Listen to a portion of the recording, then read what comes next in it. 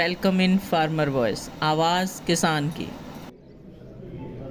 कंडेला खाप के प्रधान चौधरी ओम प्रकाश जी, मंच पर बैठे हुए महानुभाव सभी और यहाँ पर उपस्थित मेरे बहन और भाइयों, सबसे पहले तो मैं आपने ये जो पहलकदमी की है संयुक्त मोर्चा के आह्वान पर, इसके लिए तरह तरह के संगठन होते हुए कैथल का संयुक्त मोर्चा जो एक प्लेटफॉर्म पे एक दरी पे बैठा है, मैं संयुक्त मोर्चा हरियाणा की तरफ से आपका क्रांतिकारी स्वागत करता हूं।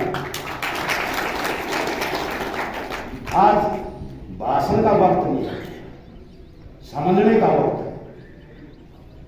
क्यों? क्योंकि इस देश के अंदर दिशाएं उल्टी चल रही है।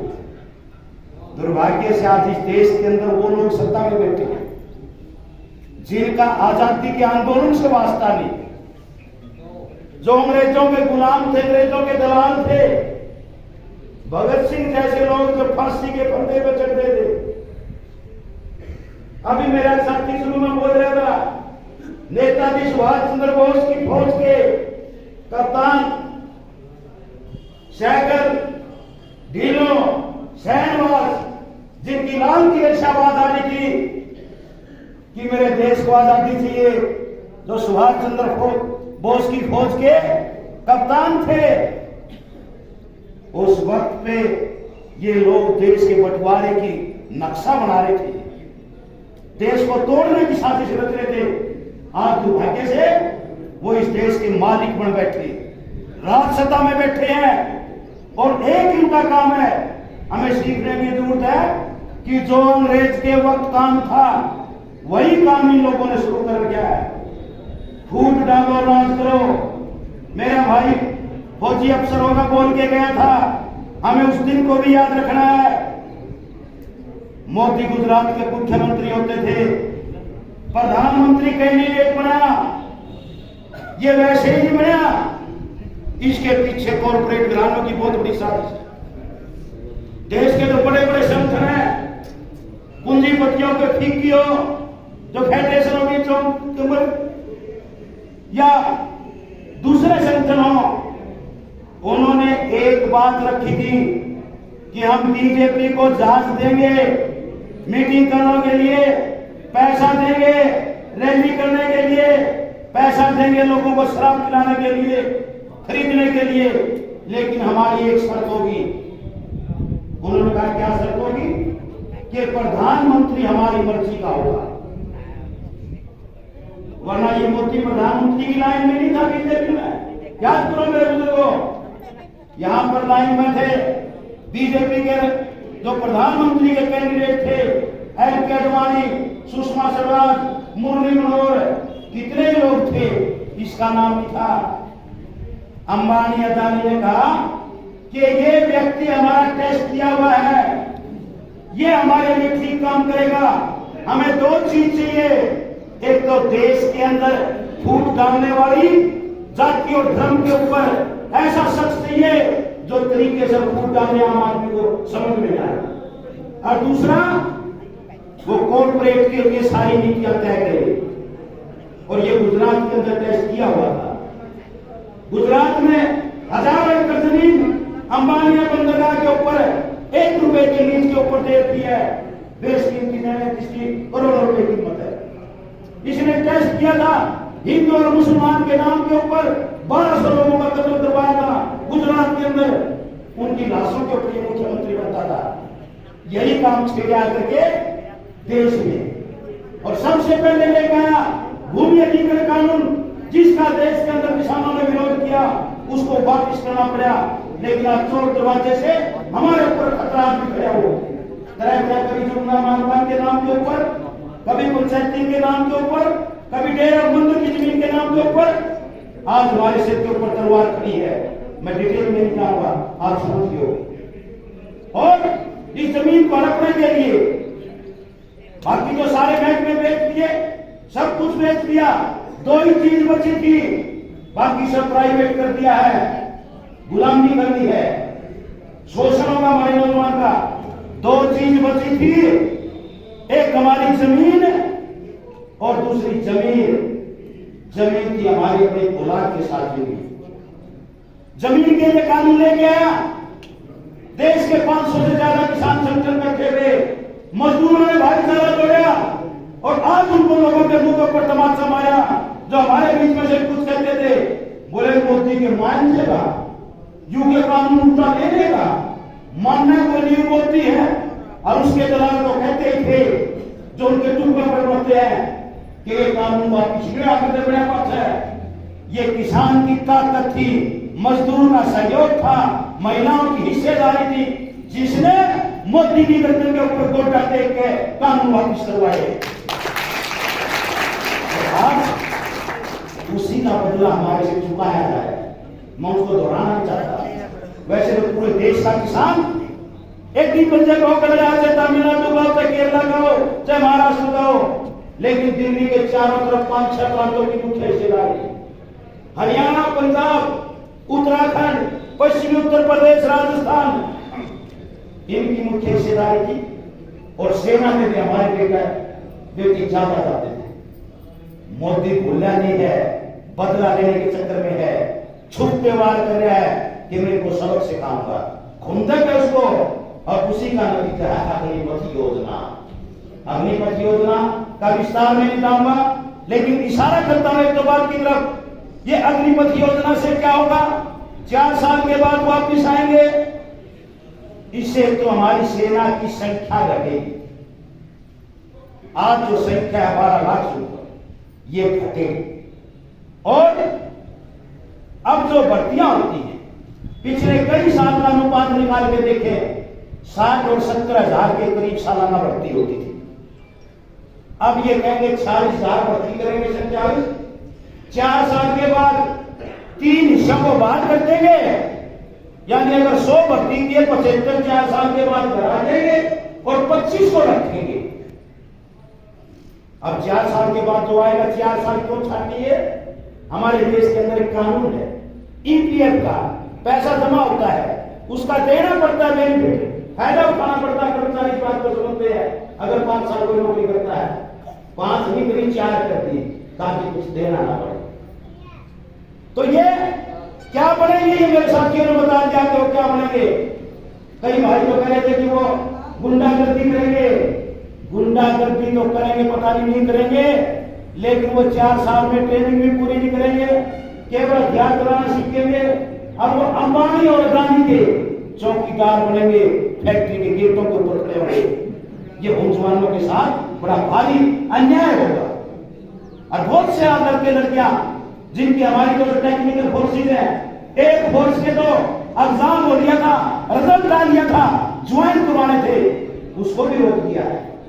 और 3 साल से कोई भर्ती नहीं होती। ये केवल ठेके के मजदूर पैदा करना चाहते हैं। इसलिए ये अग्निपथ योजना जवान के खिलाफ है, किसान के खिलाफ है और हमारे देश की सुरक्षा के खिलाफ है। मेरे साथियों ने कहा, सही कहा, फौज की ताकत घटेगी। एक तरफ कहते हैं हमारे चारों तरफ चीन और पाकिस्तान दुश्मन बैठे हैं, दूसरी तरफ आप फौज की ताकत घटा रहे हो, संख्या घटा रहे हो, और फिर समाज के अंदर क्या तुमको दर्जा मिलेगा?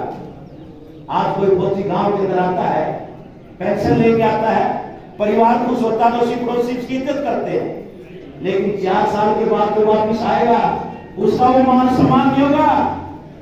हम ताने मारेंगे, फौजी आ गया, हम ही में से फिर ये कहेंगे ये असली फौजी थोड़ा है, ये नकली फौजी है।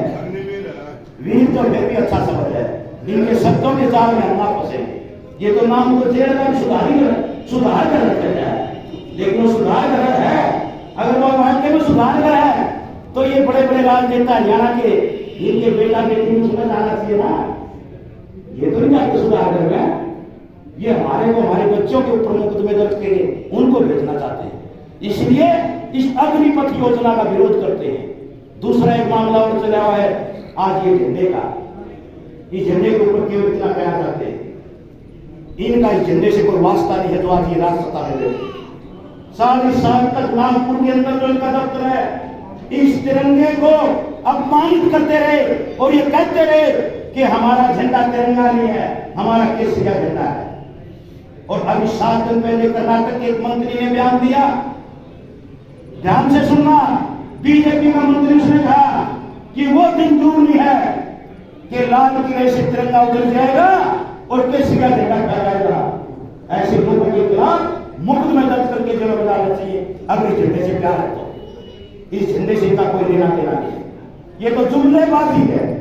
अब जुमलेबाजी को समझना पड़ेगा, ये फौजियों को भी समझना पड़ेगा। क्यों? क्योंकि मोदी ने प्रधानमंत्री बनने से पहले उस दिन को याद करो, फौजियों की रैली निर्वाणी के अंदर बुलाई थी और फौजियों ने बड़े जोर शोर से स्वागत किया था, क्योंकि नारा दिया था एक रैंक एक पेंशन, 1 रैंक 1 पेंशन। आज उस नारे का क्या निकल के आया? No rank no pension. कोई रैंक नहीं होगा, कोई पेंशन नहीं होगी, ये उसका निचोड़ है। स्वामीनाथन रिपोर्ट लागू करने के एमएसपी की गारंटी की बात कही थी, आज उससे इनकार कर दिया और ये कह के हमारा मजाक कर रहे हैं कि जो चुनाव की जुमलेबाजी थी, जुमलेबाजी करता है मोदी महाराज, इसको समझने की जरूरत है। इसलिए आज ये तिरंगे का ये मान नहीं है, तिरंगे का मान वो करता है, हम तो शुरू से करते आए हैं। और संयुक्त मोर्चा इस बात के लिए सबसे बड़ी ताकत है, जिसने पिछली 26 जनवरी को लाखों की संख्या में तिरंगा झंडा उठा करके पूरे देश के अंदर और दिल्ली के अंदर से मान को बढ़ाया था, वो किसान मोर्चा ही था। आज इसको परचून की दुकानों पे, राशन के डिपुओं पे बेचा जा रहा है और 3 दिन के बाद, जियालाल भाई ठीक कह रहे बात, 3 दिन के बाद देखना 15 अगस्त के बाद सड़कों के ऊपर जैसे पॉलीथीन उड़ते फिरते हैं, ये झंडे उड़ते फिरेंगे, कुत्ते उठाएंगे, ये शान खाएंगे, ये ट्रकों के नीचे आएंगे, ये होगा झंडे का मान। ये मान नहीं कर रहे, अपमान कर रहे हैं। मान सम्मान तो हम करते हैं, शुरू से करते हैं, किसान करता है, वो मेरा देश का नौजवान करता है, जो शहादत के ऊपर कुर्बानी देके जिसके लाश झंडे के अंदर लिपट जाती है, यही है मान सम्मान। इसलिए लंबी चर्चा ना करते हुए एक आखिरी बात कहते हुए कि इसके लिए आंदोलन करना पड़ेगा, लड़ना पड़ेगा, सही है बात। आज संयुक्त मोर्चा देश के स्तर पे, हरियाणा के स्तर के ऊपर, आज किसी का कोई संगठन हो, कोई झंडा हो, किसी से नफरत करने की जरूरत नहीं है, उसको छाती से लगाने की जरूरत है, अपनी एकता मजबूत करने की जरूरत है। क्योंकि एक बगीचा एक बगीचा है ये संयुक्त मोर्चा, जिसमें तरह तरह के फूल हैं, किसी का पीला झंडा है, किसी का हरा झंडा है, किसी का लाल झंडा है। इन झंडों से नफरत करने की जरूरत नहीं, छाती से लगाने की जरूरत है। और वही बगीचा अच्छा होता है जिसमें तरह तरह के फूल खिलते हैं। ये तरह तरह के फूल जो खिल रहे हैं, इनसे प्यार करने की जरूरत है और अपने अपने संगठनों को मजबूत करने की जरूरत है। संयुक्त मोर्चा अपने में कोई संगठन नहीं है, संयुक्त मोर्चा सब संगठनों का साझा प्लेटफॉर्म है। अपने संगठनों को मजबूत करो तो संयुक्त मोर्चा मजबूत होगा, संयुक्त मोर्चा मजबूत होगा तो देश में लड़ाई मजबूत होगी। और ध्यान करके सुन ले, मोदी और खट्टर कितने पैंतरेबाजी कर ले, कितनी जुमलेबाजी कर ले, अब ये देश का किसान और नौजवान समझ चुका है, देश का मजदूर समझ चुका है कि आने वाले समय में तेरे को सड़कों पे भी जवाब देंगे, तेरे को बैंक पेटियों पे भी जवाब देंगे, तेरे को दिल्ली और राजधानियों में भी जवाब देंगे। और हर हालत में तेरे ये जो किसान मजदूर गरीब विरोधी नीतियां हैं, कारपोरेट को बेचने का जो फैसला कर रखा है, देश को जो हिंदू और सिख पे बांटने का फैसला कर रखा है, ये नहीं चलेगा। क्योंकि हम उनकी औलाद है, भगत सिंह की औलाद है, हम गदरी बाबाओं की औलाद है, हम सुभाष चंद्र बोस की औलाद है, जो सांप्रदायिकता के खिलाफ जिन्होंने कहा था कि इंसान इंसान है, भूल जाओ इन धर्म की भावना को, ये टीम है, ये नशा आपको करेगी लेकिन बर्बादी की तरफ लेके जाएगी।